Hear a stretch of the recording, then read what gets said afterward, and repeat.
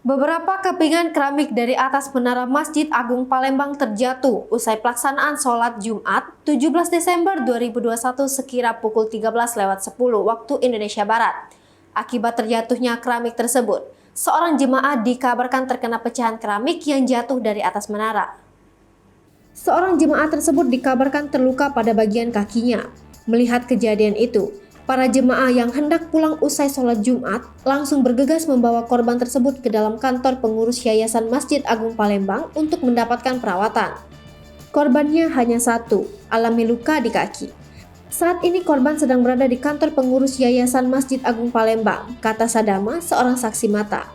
Saat ini, wartawan Sri Poku tengah berada di Masjid Agung Palembang untuk melaporkan lebih lanjut. Hai pemirsa Sri Poku TV, jangan lupa komen, like, dan subscribe, serta tonton terus berita-berita terupdate lain